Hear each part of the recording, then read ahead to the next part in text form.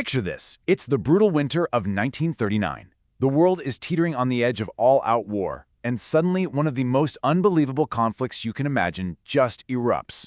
The Soviet Union, an absolute military behemoth, invades its tiny neighbor, Finland. What happened next? Well, it would go on to shock the entire world and become a legendary story of resistance. First off, you just have to look at the numbers. Seriously. On paper, this wasn't even a fight. It looked more like an execution. Finland had a grand total of 32 tanks against more than 2,500 Soviet ones. They had just over 100 planes to fight nearly 4,000. The Red Army rolled in with almost 500,000 men, fully expecting this whole thing to be over in a couple of weeks tops. And that leads us to the big question, right? The whole reason we're talking about this. How in the world did this tiny nation not only stand its ground, but also inflict absolutely devastating losses on a global superpower? The answer, as you'll see, is an incredible mix of clever tactics, pure grit, and learning how to turn your biggest weaknesses into your greatest strengths. Now, before we get into the fighting, we have to understand the why. This wasn't some random attack. The stage for this war was set months before any shots were fired, all rooted in backroom deals and demands that were impossible to meet. It all really kicked off with some secret diplomacy. You had the infamous Molotov-Ribbentrop Pact between Nazi Germany and the USSR, which basically gave the Soviets a green light to do what they wanted with Finland. So, soon after, Moscow comes knocking. They demand that Finland hand over a bunch of strategic territory, saying they needed it to protect Leningrad. Well, the Finns said no way, seeing it for what it was, the first step towards being completely swallowed up. So the Soviets just invented a reason to attack. They shelled their own village, blamed it on Finland, and used that as the excuse to launch a full-scale invasion. So, on November 30th, 1939, it begins. Soviet forces swarm across the border. Bombers appear over the capital, Helsinki, and the world basically holds its breath, expecting Finland to fold in a matter of days. But the Soviets' first move wasn't just military, it was also a pretty interesting piece of propaganda. Oh yeah, the propaganda machine was working overtime. As bombs are literally falling on Helsinki, the Soviet foreign minister, Molotov, gets on the radio and claims his planes aren't dropping bombs at all. No, they're dropping food parcels to the starving Finns. I mean, you can't make this stuff up. And the Finns, with this amazing gallows humor, had the absolute perfect response. And this is where that incredible Finnish ingenuity kicks in. They said, okay, if Molotov is providing the food, then we'll provide the drinks to go with it. And that, right there, is the origin of the Molotov cocktail. This incredibly simple, mass-produced firebomb became a brutally effective weapon against Soviet tanks, turning a ridiculous propaganda lie into an everlasting symbol of defiance.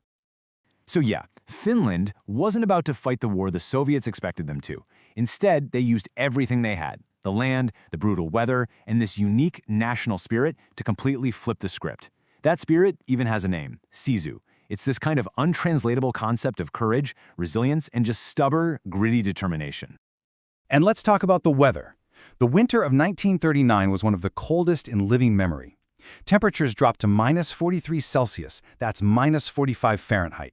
For the Soviet soldiers who were completely ill-equipped for this, the cold was just as deadly as a Finnish sniper.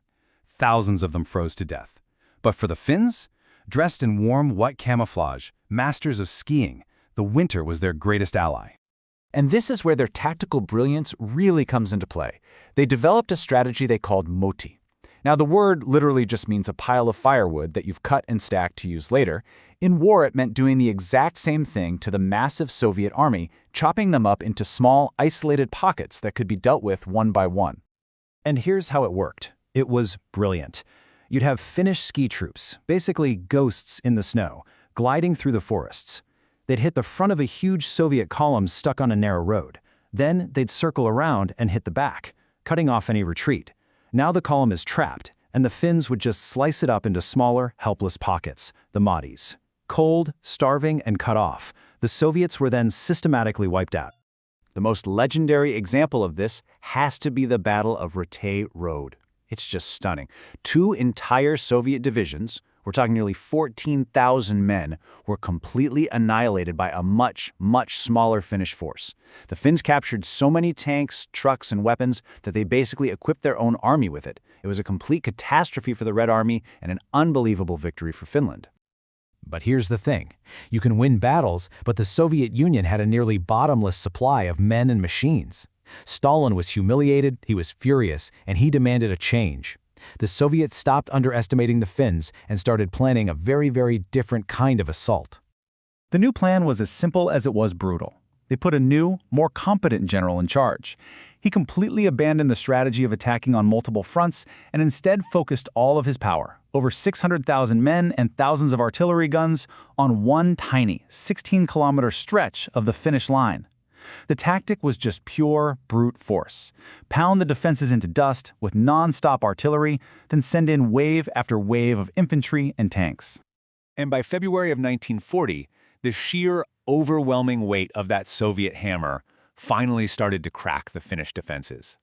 Finland had won the moral victory. They had won legendary battles, but they were losing the war of pure attrition. I mean, just look at these numbers. The Soviets got their breakthrough, but the cost was absolutely staggering. They lost well over 300,000 soldiers, with more than 126,000 killed. To put that in perspective, for every one Finnish soldier who fell, the Soviets lost almost 5. It was a victory, sure, but a Pyrrhic one in every sense of the word.